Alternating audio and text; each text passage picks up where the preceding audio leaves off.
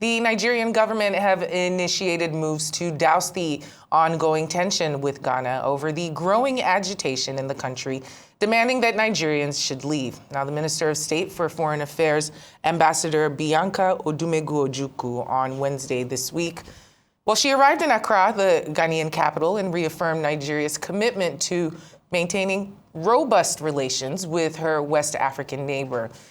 The minister said the relationship would not stop at government level, but extend to citizen level as well. A statement from the ministry outlined that the minister would meet with relevant stakeholders at both ends, including the president of Ghana, the country's foreign minister, traditional rulers, and Nigerians resident in that country, in order to ensure that the life, property, and businesses of Nigeria and Nigerians living in Ghana are safe and protected. Well, Arise News analyst Dayo Sobowale joins me now to discuss the renewed anti-Nigerian sentiments in Ghana and the Minister of State's visit to attend the exigency. Thank you for joining us, Mr. Sobowale. Good afternoon. Yeah, it's a pleasure being here. So now we have a reverse. Before it was Ghana must go. Now it's Nigeria must go. It's unfortunate that our brother country is experiencing things enough to make them triggered to this extent. How effectively do you believe that the Ghanaian government has responded to these protests and some of these underlying grievances that they have? What could they do to address the situation better? Well, it's an old crisis, and it's purely economic. It's purely economic. And I dare say it's a reflection of the protective economic policy of Donald Trump. That is, people focusing on migrants. When you see, when economic hardships persist, people look around them and they see their neighbors thriving. If they are not natives of that country, then you see suspicion, envy, and so many other things. But between us and Nigeria, it has been a ping-pong table tennis diplomacy issue over this. We have asked Ghanaians to go home during the Shagari era, and it was like Trump is doing now. That illegal aliens have they have no locus to stay on your territory, and they should be deported. That was what we did in '83. And you see what is happening in Ghana too, has happened in South Africa before. It was Bianca too was sent there. So I think she's experienced in this sort of thing now. And she should go there to cool tempers, appeal to the president, they said she met briefly with the Inspector General of Police. I mean, that one was going out of the country. Maybe they had some dialogue. But it's a matter for diplomacy and policing, because they have to police the Nigerians that people are protesting against. Because invariably, they are Igbos. Igbos are thriving commercial people all over West Africa. Yes. See the crimes they say people are doing. They say prostitution, drugs, and all that. These are familiar issues. These are familiar issues. And I tell you, there could be criminals.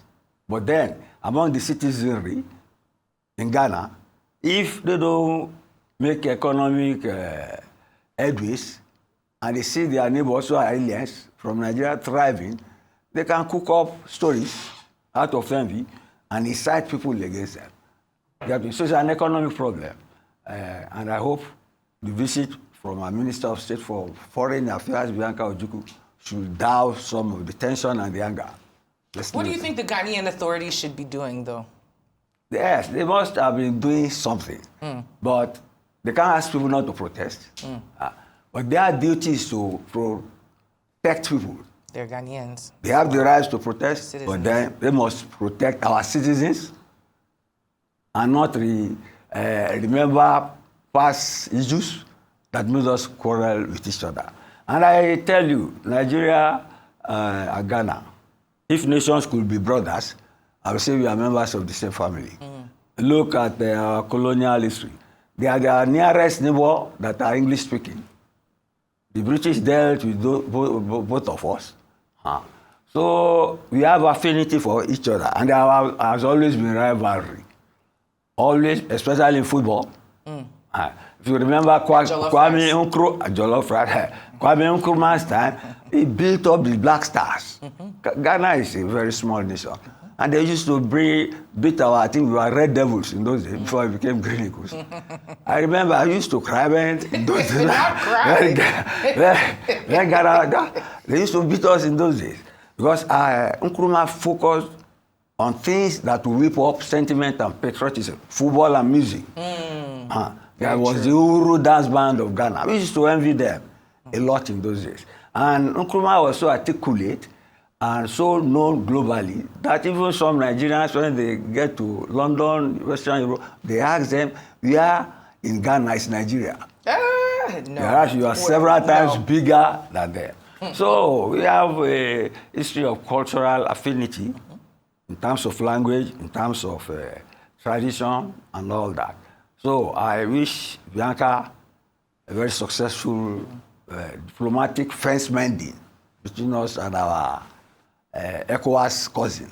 Let's put it like that. And it's good to see her out there actually doing work. Like you said, she was part of the mediation efforts in South Africa, and now she's heading to Ghana for this xenophobic tour in order to keep our Nigerians safe across the continent. Now, what role do you think ECOWAS should be playing in mediating or even preventing some of these disputes if it's preventable in their member states? Well, this is a bilateral situation now between us and Ghana. We are both English speaking. But they concern the free movement of individuals from one country to the other. This is still internal to Ghana now. Don't expand it. It's internal to Ghana. So, and we have always had it. We've always had it.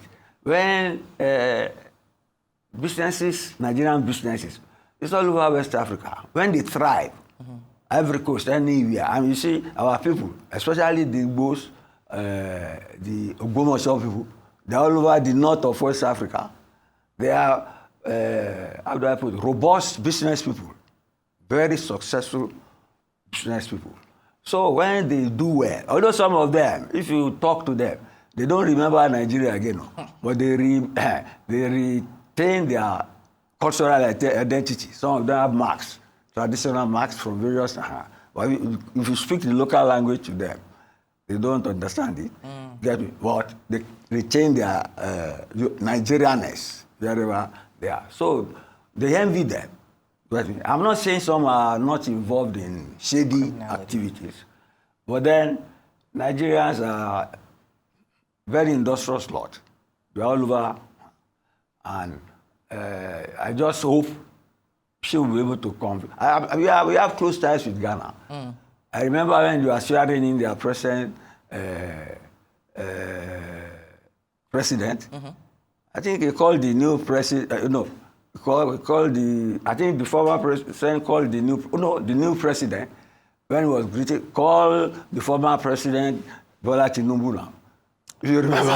It was a slip. And I think Tinubu is very close to them. Yes. So I think it's a family issue, which I think should be resolved diplomatically and swiftly. Yes. Well, yeah, because it's going to shame the West Africa if not. What other lessons can other West African nations draw from this unfortunate situation regarding managing their migrant populations and addressing xenophobic tendencies, especially when it comes to the economics of everything? Yes, let them not copy what is happening in Western Europe and the US now. Isn't that a human nature thing, though? Not even copying. I don't think it's so much copying as it is, you know, you were talking about that jealousy, that envy, that it's a human nature triggering There's not much you can do. I'm trying to answer you very carefully now. You get me now? And I said initially, this was triggered by the fight against migrants. It's happening in England. The US, the last Biden administration, brought in migrants and housed them in 5-star hotels 5-star, whereas there are homeless people live there. Sobowale, not That you is repeating this propaganda as well. It is not. It's a reality. I don't repeat propaganda. Okay. But now they're in It's what alligator.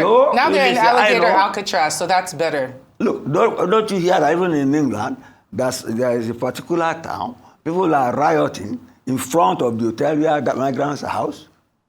Do you think this is propaganda? You better be up to date. No, I know that the migrants are being housed, but you're making Yeah. it seem like they're getting caviar and champagne in their hotel rooms when really they're not. They might be in the buildings that housed 5-star hotels, but you can't just say they're in 5-star hotels like they're just living the life. They're suffering. They're suffering whether or not they're in America. They're suffering whether or not they're trying to cross the border. They are homeless people. But they need to be housed somewhere They are now. homeless Whether or not people, and then they go to, okay. Those- Let them come and take our people in the refugee camps all over the Middle Belt and to put them in hotels.